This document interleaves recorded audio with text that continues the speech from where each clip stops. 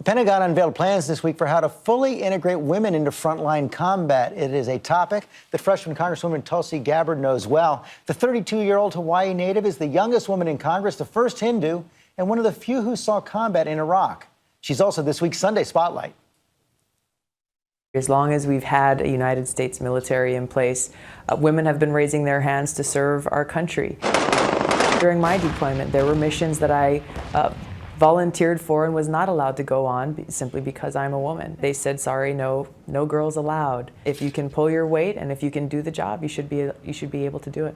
So I think what we see in the policy change now that we're seeing starting to be executed is just a reflection of what women have already been doing in the military. If you want to make a combat unit ineffective, assign some women to it.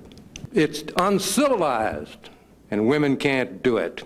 I've seen women who are highly capable and who dispel every single word, some of the so-called uncivilized parts of what occurs when you are in combat, when you're at war. That's the reality that we train for. This is not something new, and it's not something that any woman who raises her hand to serve in uniform finds as a surprise. We know what we sign up for. I cannot overstate my disgust and disappointment over the continued reports of sexual misconduct in our military. Last night, a woman came to me and said her daughter wanted to join in the military, and could I give my unqualified support for her doing so? Thanks.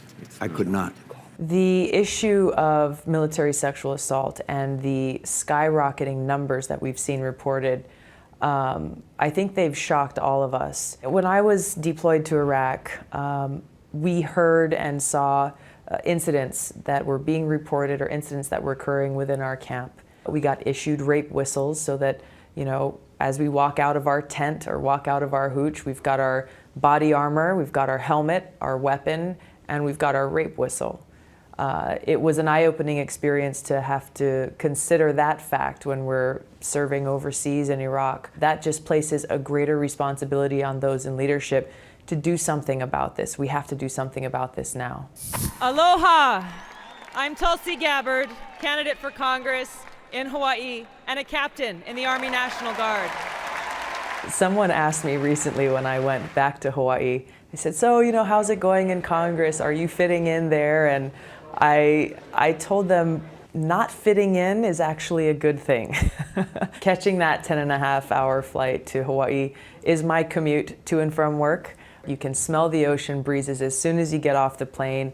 Immediately I feel my shoulders drop, the stress goes away, and it's incredible. I hold on very tightly to my surfboard when I'm home and really hold on to the Aloha spirit. I appreciate having the opportunity to not only be home, but to understand why I'm working in Washington. It's always a little bit sad when I have to board the plane again a few days later, but it is absolutely energizing, inspiring, and always gives a great sense of clarity.